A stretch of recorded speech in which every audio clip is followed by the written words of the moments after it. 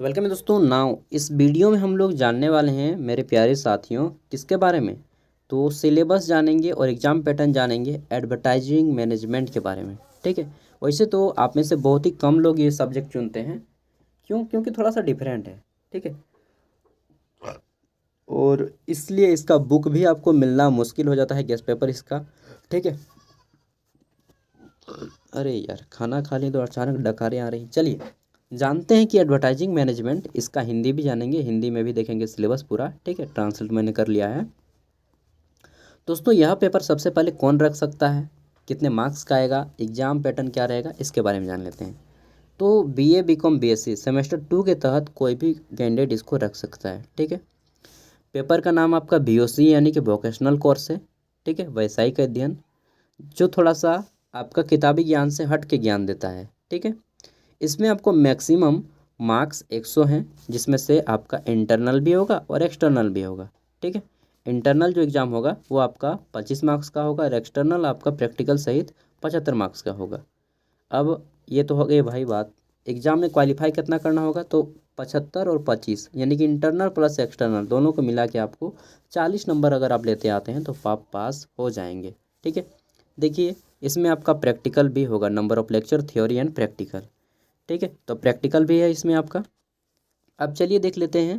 Paper का नाम हो गया, इसमें आपको अब पढ़ना क्या है। ठीक है, टाइमिंग 3 आवर रहेगा। देखिए दोस्तों, एडवर्टाइजिंग मैनेजमेंट तो आपको इसमें जानना है। जनरली लोग इस फील्ड में जो काम करना चाहते हैं, ठीक है, उन्हों ही ये सब्जेक्ट को चुनते हैं।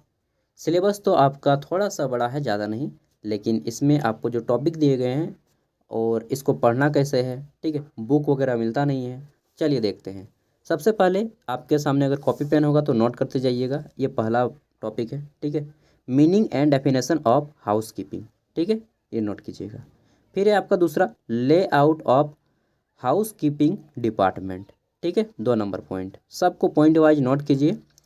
तीसरा है आपका attribute and qualities of house keeping persons. ठीक है, सॉरी, पर्नल क्या है जी, पर्सनल। मैं फर्स्ट टाइम पढ़ रहा हूँ ये वाला टॉपिक, इसलिए मुझे थोड़ा सा हेजिटेट हो रहा है। नेक्स्ट है आपका hotel organisations, job description and specification of house keeping staff. ठीक है, नेक्स्ट देख लेते हैं। अगला है आपका line room and uniform room. ठीक है, कि आपका रूम कैसा होगा, लाइन रूम कैसा होगा, आपका यूनिफॉर्म कैसा होगा। ठीक है। नेक्स्ट है आपका laundry store and room supply. Next देख लेते हैं। तो क्लीनिंग इक्विपमेंट, जो जितने भी आपके सामग्री हैं, ठीक है, साधन है, इक्विपमेंट्स क्लीन करने के, सफाई करने के, उनके बारे में जानना होगा। नेक्स्ट है आपका क्लीनिंग मेथड, क्या तरीका है साफ़ करने का, सफाई करने का। क्लीनिंग गेस्ट रूम्स, ठीक है, गेस्ट रूम को कैसे साफ़ करना है आपको, अतिथि भवन को। अगला है आपका हाउस कीपिंग इंस्पेक्शन। ठीक है। नेक्स्ट देख लेते हैं। तो स्टेन रिमूवल्स। आगे देख लेते हैं। तो हमारा टॉपिक नंबर 12 है, इंट्रोडक्शन टू पब्लिक एरिया। और फिर है हमारा पब्लिक एरिया क्लीनिंग। और नेक्स्ट है आपका हाउस कीपिंग कंट्रोल। ठीक है। तो दोस्तों ये सभी टॉपिक हैं आपके, ये इतने पढ़ने हैं। आपने नोट कर लिया होगा, और नहीं किए हैं तो बाद में नोट कर लीजिएगा। अब क्या है इसका हिंदी पहले जान लेते हैं, उसके बाद कैसे पढ़ना है वो चीज़ जानेंगे। ठीक है। देखिए हिंदी में है आपका हाउस कीपिंग का अर्थ एवं परिभाषा। हाउस कीपिंग किसे कहते हैं भाई, इसका अर्थ क्या है, ठीक है, किस किस प्रकार से होता है हाउस कीपिंग, ये सब जान लेना है पहले वाले में। दूसरे वाले में आपको जानना होगा कि हाउस कीपिंग विभाग का लेआउट कैसा रहता है। फिर आपको जानना है हाउस कीपिंग कर्मियों के गुण, ठीक है, कैसे रहते हैं, कौन कौन से गुण होने चाहिए उनमें, और नहीं है तो कैसे विकास करें, किन किन गुणों का अपने अंदर समाहित करें। अगला है होटल संगठन, नौकरी विवरण और विशिष्टता।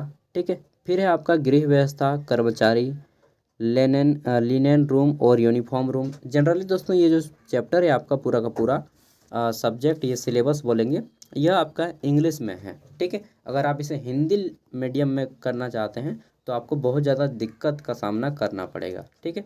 तो जो लोग इंग्लिश में हैं तो इंग्लिश में ही रहें, क्योंकि यह पेपर आपका इंग्लिश में ही ज़्यादा बेनिफिट है। अगर आप हिंदी मीडियम के हैं और बाई चांस रख लिए हैं, फंस चुके हैं, कोई बात नहीं, पढ़ाई कीजिए, पास हो जाइएगा, इतना तो गारंटी है।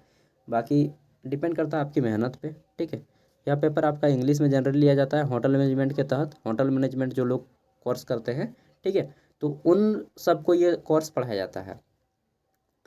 अब चलिए देख लेते हैं, तो यहाँ पे आपको पढ़ना कैसे है। ये सभी टॉपिक दोस्तों आपको नोट कर लेने के बाद सभी को आपको गूगल में एक एक करके सर्च मारना है, ठीक है। और प्रत्येक टॉपिक पे आपको एक पेज करना है, एक खड़ा पन्ना का एक साइड लिख लीजिए या 2 साइड, ठीक है, एक खड़ा पन्ना, उससे ज़्यादा नहीं करना है नोट। इन सभी टॉपिक पे आपको एक एक पेज नोट करने हैं। और ये जितना 14 का टॉपिक है, 14 टॉपिक, इन 14 टॉपिक्स का एक छोटा सा नोट बनाना है 7-8 पेज का, ठीक है।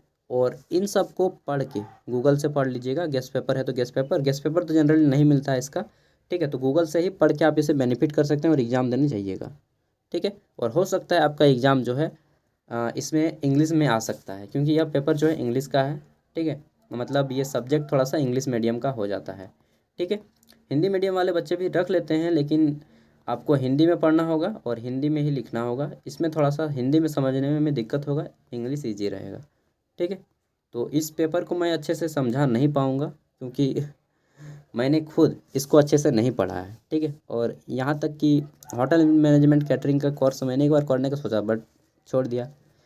चलिए, इसका पीडीएफ का लिंक मैं वीडियो का डिस्क्रिप्शन में दे रहा हूँ। बस मैं यही कहूँगा कि जितने भी टॉपिक हैं इन सभी टॉपिक्स को एक बार अच्छे से नोट कर लें और गूगल में सब के एक करके सर्च करें और उसको पढ़ के चले जाइए।